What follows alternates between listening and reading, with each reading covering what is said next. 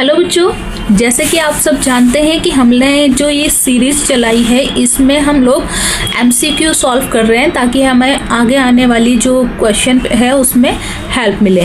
तो ये हमारी 61 से स्टार्ट होता है। 61 क्वेश्चन है, आतंक का राज किसने स्थापित किया था? लुई सोल्वे ने, रॉबेस्पियर ने, आबेसिये ने या मॉन्तेस्क्यू ने? तो क्वेश्चन नंबर 61 का आंसर क्या है? रॉबेस्पियर। ठीक है, आगे चलते हैं। क्वेश्चन नंबर 62 है आपका, रूस में कब प्रथम परामर्शदाता संसद या ड्यूमा का गठन किया गया था? तो आपको याद होगा मैंने आपको पढ़ाया था ब्लडी संडे के बारे में, और ब्लडी संडे जो है वो कब हुआ था? 1905 में। इसका ऑप्शन 1905, 1907, 1915 या 1917। तो इसका आंसर क्या है बच्चा? 1905 यानी 1905। 1905 में ही आपका ब्लडी संडे हुआ था, जब पूरे के पूरे गोलियां चलवा दी थी। 100 लोग मर गए थे और 300 घायल हो गए थे, तो उसी के बाद हुआ था ये। ठीक है, चलिए अगला चलते हैं। क्वेश्चन नंबर 63 कहता है, ग्लोटीन क्या था? तो ग्लोटीन कैदियों को कैद रखने वाली जेल थी, खेल का मैदान था, सिर से धड़ अलग करने वाली मशीन थी, या गांव में बैठने वाले पंचायत स्थल था? तो इसमें option number C correct answer है। सर को धड़ से अलग कर देने वाली मशीन थी, है ना। अक्टूबर क्रांति प्रारंभ होने के समय रूस का प्रधानमंत्री कौन था? तो जब अक्टूबर क्रांति हुई थी तो उस टाइम पर प्रधानमंत्री कौन था रूस का, ये पूछा गया है। Option number A Kerensky, B Lenin, या सी पुतिन, या इनमें से कोई नहीं, ऑप्शन डी। तो इसका आंसर करेक्ट क्या है बच्चा? इसका करेक्ट आंसर है केरेंस्की। केरेंस्की इज करेक्ट आंसर। ठीक है, तो रूस का प्रधानमंत्री उस टाइम पर केरेंस्की था। अब चलते हैं अपने अगले क्वेश्चन की तरफ। 65 क्वेश्चन कहता है, क्रांति से पूर्व रूस के अधिकांश जनता का व्यवसाय क्या था? व्यवसाय मतलब बिजनेस का था, क्या काम करते थे? पहला व्यापार, बी खनन, सी कारखानों में काम करना, या डी कृषि। तो आपको मैंने बताया था कि रूस की जनता उस टाइम पे 90% जनता थी जो खेती बाड़ी किया करती थी। ठीक है, तो इसका आंसर भी वही उसी से रिलेटेड होगा। ठीक है, ऑप्शन नंबर डी इसका करेक्ट आंसर है, कृषि। ठीक है, अब चलते हैं अपने अगले क्वेश्चन की तरफ। Question number 66। क्वेश्चन नंबर 66 कहता है कि 1917 में जारशाही के पतन की घटना को क्या कहा जाता है? तो जारशाही की जब पतन हो गया था तो उस टाइम पे अक्टूबर क्रांति कहा जाता है। ये फरवरी में हुआ था। ठीक है, तो ए फरवरी क्रांति, बी खूनी रविवार, सी अक्टूबर क्रांति, या डी मार्च की क्रांति। तो इसका ऑप्शन क्या होगा करेक्ट? करेक्ट आंसर है सी अक्टूबर क्रांति। ठीक है, इसके बाद चलते हैं अपने अगले क्वेश्चन की तरफ। क्वेश्चन नंबर 67 है, क्रांति से पूर्व रूस के सूती वस्त्र उद्योग में हड़ताल हुई थी। तो क्वेश्चन पूछा गया है कि क्रांति से पहले रूसी सूती वस्त्र के उद्योग में जो हड़ताल हुई थी, इसके ऑप्शन दिए गए हैं 1914, 1896 से 97, 1916 और 1904। तो इसका करेक्ट आंसर आपका क्या है? 1896 से 1897 के बीच में। ठीक है, चलिए अब अपने नेक्स्ट क्वेश्चन की तरफ चलते हैं। 68वां क्वेश्चन है, रूसी इतिहास में निम्नलिखित में से किस क्रांति को खूनी रविवार के नाम से भी जाना जाता है? खूनी रविवार मैंने आपको बताया था, जिसमें जो कि 1905 की क्रांति थी, 1917 की क्रांति थी, 1915 की क्रांति थी, 1905 की क्रांति थी, या 1907 की क्रांति है। तो कौन सी घटना को खूनी रविवार के नाम से जानते हैं? तो आपको याद होगा मैंने ब्लडी संडे आपको पढ़ाया था, जो कि 1905 में हुआ था। ठीक है, 1905 की क्रांति को खूनी रविवार कहा जाता है। अगला क्वेश्चन है, जार किस देश का शासक था? तो जार अमेरिका का शासक था, रूस का शासक था, चीन का शासक था, या जापान का शासक था? ठीक है, तो इसका क्वेश्चन का आंसर है आपका जार जो था वो रूस का शासक था। ठीक है। नेक्स्ट 70वां क्वेश्चन है आपका 1914 से रूस में निम्नलिखित दल अवैध था। मतलब कौन कौन से दल थे जो अवैध थे? रूसी समाजवादी वर्कर्स पार्टी, बोल्शेविक दल, मोन्शेविक दल या उपरोक्त सभी। तो आपको पता है कि कोई भी दल जो है रूस में अगर था 1914 से पहले तो उसको अवैध ही घोषित किया जाता था। मतलब उसे कोई भी वो नहीं देते थे, किसी भी तरीके का राइट नहीं था। तो इसका करेक्ट आंसर क्या है? डी। नेक्स्ट क्वेश्चन की तरफ चलते हैं। 71वां है, लेनिन कौन था?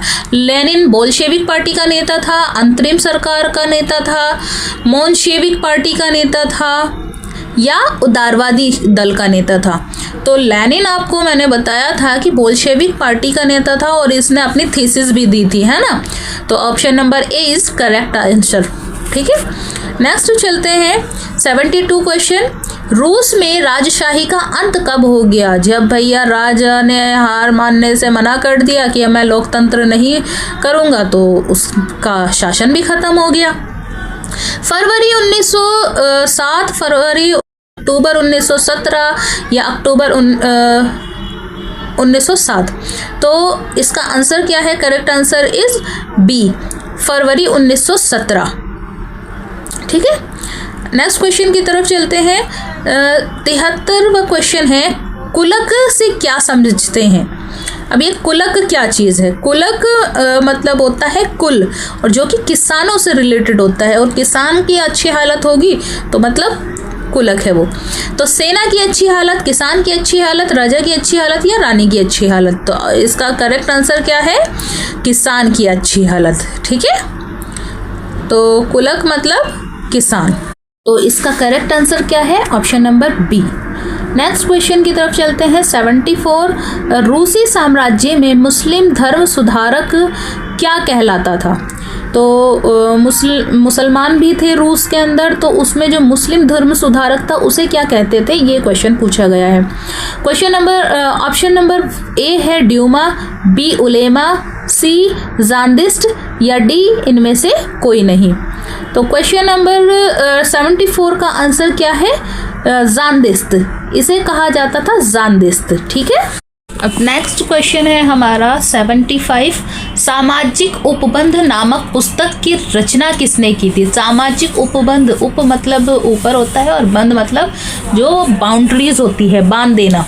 तो इसका क्वेश्चन नंबर ऑप्शन नंबर 1 है रूसो, बी दिदरो और सी वोल्टेयर और डी टॉम्सन। तो इसका करेक्ट आंसर आपका क्या है? Rousseau, A option. ठीक है, चलिए नेक्स्ट क्वेश्चन की तरफ चलते हैं। क्वेश्चन नंबर आपका 76, पेट्रोग्राद सोवियत का गठन किसने किया था? कि आपकी क्या थी? राजधानी थी। किसानों ने, सिपाहियों और हड़ताली मजदूर ने, भूस्वामियों ने या फैक्ट्री मालिकों ने? तो आपको पता होगा वहाँ पर बहुत सारे सिपाही और हड़ताल के जो मजदूर हैं वो एकजुट हो गए थे और जिन्होंने मिलकर बाद में पेट्रोग्राड जो है उसका गठन किया था। इसका करेक्ट आंसर क्या है? ऑप्शन नंबर बी, सिपाहियों और हड़ताली मजदूरों ने। चलिए अब इसके बाद नेक्स्ट क्वेश्चन की तरफ चलते हैं। क्वेश्चन नंबर 77 है, निम्नलिखित भिक्षु रूस की जारीना का सलाहकार था जिसने राजतंत्र को बदनाम किया। क्वेश्चन है, भिक्षु राज जो है वो जारीन जो था वो सलाहकार था तो उसने राजतंत्र को बदनाम किया था, तो उसका क्या नाम है ये पूछा गया है। ठीक है, तो इसमें ऑप्शन नंबर ए है आपका रासपुतिन, बी व्लादिमीर पुतिन, सी केरेंस्की और डी आपका लेनिन है। तो आपको याद रखना है कि राजतंत्र पृथ्वीराज रासो से याद रखना है ना, राजा और रासो, राज यानी राज।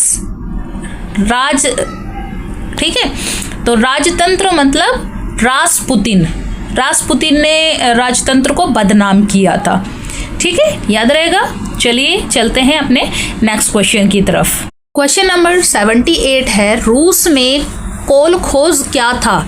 अभी कोल खोज क्या है इसके बारे में आपने बताना है। ऑप्शन ए सामंत, ऑप्शन बी सामूहिक खेती, ऑप्शन सी सामूहिक प्रार्थना या ऑप्शन डी विद्रोह। ठीक है, तो आपको पता है कि रूस में ज़मीन थी और जिसको आपके एक राजा ने सारी की सारी टुकड़े टुकड़े ज़मीन जो थी उसको एकजुट कर दिया था, ठीक है। और उस एकजुट को करने पर जैसे एक ज़मीन हो गई आयशा की, एक रिहाना की हो गई, एक रिजवाना की हो गई, है ना, एक फ़ायज़ा की हो गई। तो ये सारी की सारी ज़मीन जो है अलग अलग थी। तो उसका क्या मानना था कि ये सारी ज़मीनें अलग अलग है तो इसमें संसाधनों का ज़्यादा इस्तेमाल होता है और क्या नाम है, हमें मिलता कुछ नहीं है इससे। अगर सारे मिलकर अगर खेती करेंगे तो उससे ज़्यादा फ़ायदा होगा, ठीक है। तो इसी को कोलखोज कहा गया है, ठीक है। तो रूस में कोलखोज क्या थी, जो सामूहिक ज़मीन थी, सामूहिक खेती जो लोग करते थे तो उसको कोलखोज कहा गया है, ठीक है। तो इसका करेक्ट आंसर क्या है बच्चा?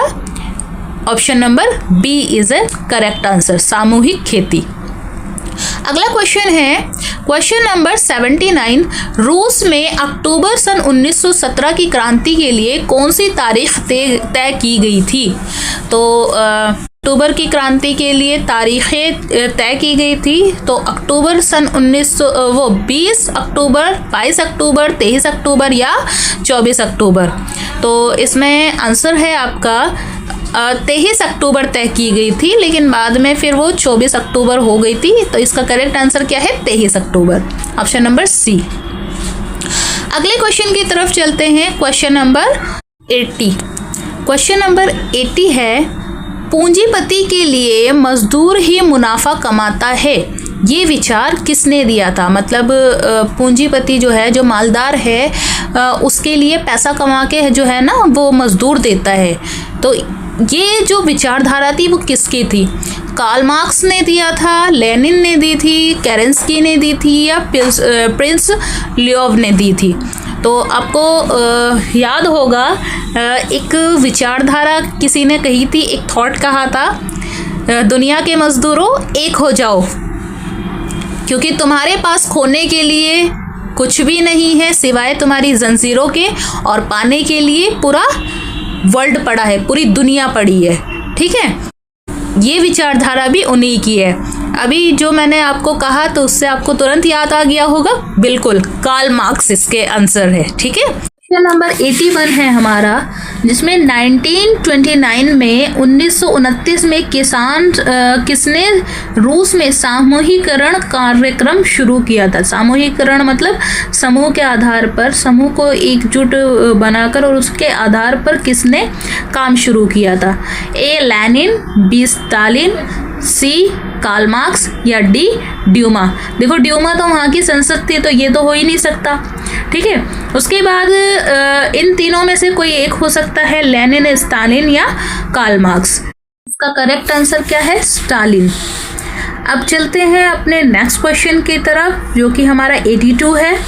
क्वेश्चन नंबर 82 कहता है, मैक्समिलियन रॉबेस्पियर को गिलोटिन पर कब चढ़ाया गया था? आपको पता है मैक्समिलियन जो रॉबेस्पियर है ये आपका जब राजशाही समाप्त हो गया था तो उसके बाद ये सत्ता में आए प्रधानमंत्री बनकर, और ये कुछ ही टाइम के लिए रहे, अस्थायी सरकार बनकर आए। तो उस टाइम पे ये सभी को गिलोटिन चढ़ा दिया करते थे, ठीक है। गिलोटिन, डॉक्टर गिलोटिन ने एक मशीन बनाई थी, वो एक तरीके की ऐसी मशीन थी जिससे गला काटा जाता था, ठीक है, और उसे लिटाकर और उसके ऊपर आरी चला देते थे तो उससे गला कट जाता था। तो यही आपका गिलोटिन जो है ये एक तरीके का हथियार था। तो रॉबेस्पियर को ये इस पर कब चढ़ाया गया? क्योंकि जनता जो थी आतंक के राज में बहुत ज़्यादा परेशान हो गई थी, इसीलिए रॉबेस्पियर को इस आतंक के राज को ख़त्म करने के लिए वहीं की जनता एकजुट हुई और इसको गिलोटिन पर चढ़ा दिया गया। कब चढ़ाया? तो इसके ऑप्शन देखते हैं। क्वेश्चन नंबर 82 के ऑप्शन है ए 1794, बी 1791, सी 1793 और डी आपका है 1804 यानी 1804। तो इसका करेक्ट आंसर है 1794 ए। आगे चलते हैं, रूस में अंतरिम सरकार में कौन सा समूह प्रभावशाली नहीं था। क्वेश्चन नंबर 83 आपको कहता है कि अंतरिम सरकार जो थी उसमें कौन सा जो ग्रुप था, कौन सा जो समूह था वो प्रभावशाली नहीं था। नहीं हमेशा याद रखिएगा, ठीक है। तो इसमें ऑप्शन नंबर 1 है सैनिक अधिकारी, बी स्वामी, सी किसान, डी उद्योगपति। तो सैनिक अधिकारी तो थे, उद्योगपति भी थे और भू स्वामी भी थे। तो इसमें अंतरिम सरकार में जो नहीं थे वो थे किसान, ठीक है। ये आपके इसका करेक्ट आंसर आपका ऑप्शन नंबर सी है, ठीक है। आगे चलते हैं क्वेश्चन नंबर 84 की तरफ। 84 आपको कहता है फ्रांस में महिलाओं को मत देने का अधिकार कब हासिल हुआ। तो फ्रांस में वोट डालने का अधिकार, देखो अगर हम बात करें अपने इंडिया की, तो इंडिया में जब हमारा देश आज़ाद हुआ था उसी टाइम हमारे देश में हमें आज़ादी मिल गई थी। तो कब देश आज़ाद हुआ था हमारा? 15 अगस्त सन 1947 को। तो इंडिया में 15 अगस्त सन 1947 से ही हमारे देश में हमें वोट डालने का, हमारे यहाँ पर महिलाओं को भी, भारतीय महिलाओं को अधिकार था, ठीक है। लेकिन भारत में तो महिलाओं को अधिकार मिल गया था, लेकिन अगर बात करें उसकी फ्रांस की, तो फ्रांस में ये अधिकार हासिल करने के लिए फ्रांस की महिलाएं बहुत सालों तक लड़ती रही। 1789 से लेकर 1947 तक ये लड़ती रही और तब जाकर 1946 में उसको ये अधिकार हासिल हुआ था, ठीक है। तो इसका करेक्ट आंसर क्या हुआ बच्चा? 1946 इज एन करेक्ट आंसर। इस चैप्टर का अब ये लास्ट वीडियो थी। अब आगे इससे अगले वाले चैप्टर की आएगी नाजीवाद में और हिटलर का उदय। तो लाइक शेयर सब्सक्राइब करना मत भूलिएगा, और अगर कोई डाउट है तो आप लोग कमेंट करने के लिए बिल्कुल आज़ाद हैं। बाय।